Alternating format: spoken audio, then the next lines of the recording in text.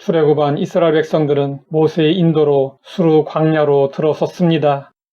이스라엘 백성들은 홍해를 건넌 이후 처음으로 광야에서 생활하게 되었습니다.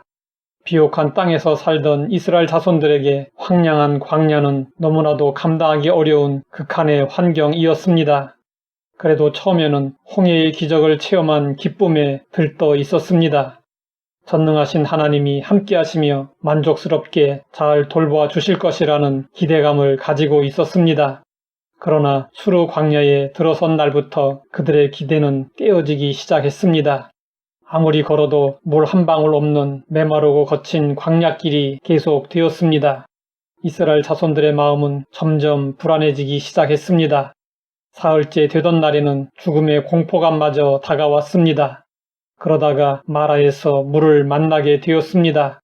너무나도 반가웠습니다. 그러나 그곳의 물은 써서 마실 수가 없었습니다. 이로 인해 그동안 참고 참았던 불평, 불만이 한꺼번에 터져 나왔습니다. 이스라엘 백성들은 모세를 향하여 원망하기 시작했습니다. 평상시에는 사람의 본성을 잘 모릅니다. 그러나 고난을 당하게 되면 인간의 본성이 적나라하게 드러납니다. 사람들은 어려움을 만나면 깊은 생각 없이 즉시 투덜거리고 원망합니다.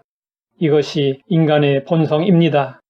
이스라엘 자손들은 하나님의 기적을 경험하며 감격 속에 홍해를 건넜습니다. 축제를 벌이고 하나님을 찬양했습니다.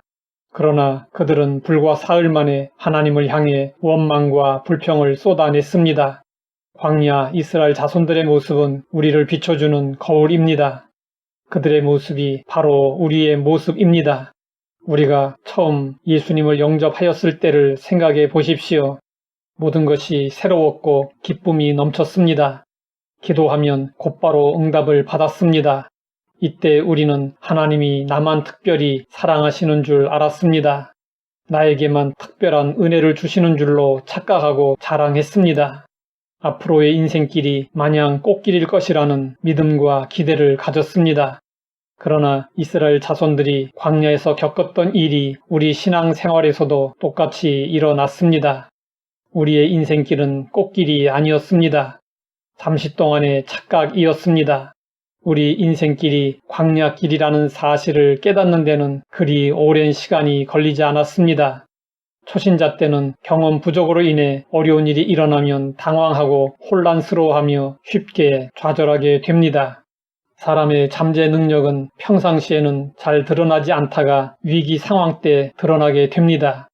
마찬가지로 평상시에는 믿음의 수준이 어느 정도인지 드러나지 않습니다. 그러다가 어려움이 닥치면 비로소 믿음의 강약과 진위가 드러납니다. 그래서 하나님은 우리가 믿음의 수준을 스스로 점검하고 확인할 수 있도록 종종 고난을 허락하십니다. 하나님이 우리에게 원하시는 믿음은 순금과 같은 믿음입니다. 순금은 쉽게 만들어지지 않습니다.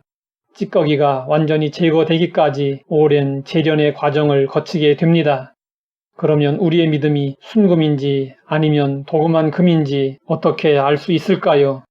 순금은 충격이 가해져도 그 모습에 변화가 없습니다.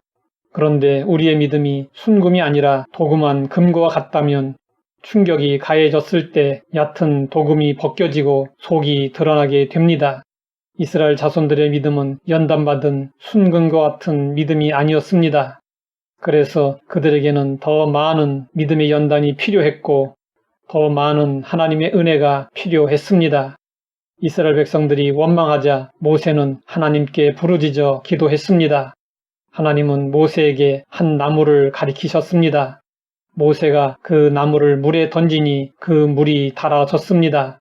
쓴물에 던져진 나무는 그리스도의 십자가를 상징합니다. 하나님은 우리의 삶이 곤고할 때마다 예수님을 통해 은혜를 베풀어 주십니다. 하나님은 이스라엘 백성들을 마라에서 엘림으로 인도하셨습니다. 엘림에는 샘물 12과 종려나무 70그루가 있었습니다. 이것은 어느 날 갑자기 생겨난 것이 아니라 예비된 오아시스였습니다. 우리의 광야 인생길에는 마라의 쓴물만이 있는 것이 아닙니다.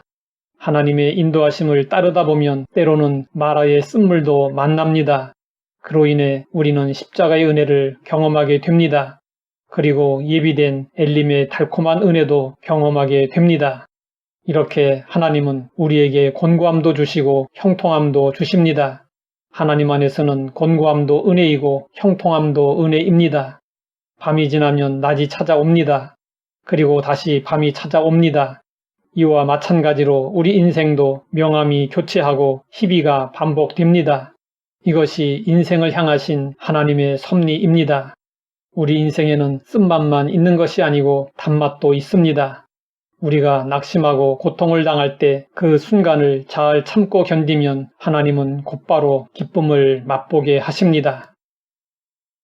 하나님 아버지, 우리 인생의 희비가 교차함을 알게 하시니 감사합니다. 기쁠 때나 슬플 때나 언제나 변함없이 주님과 함께 광야 인생길을 걷게 하옵소서. 예수님의 이름으로 기도드립니다.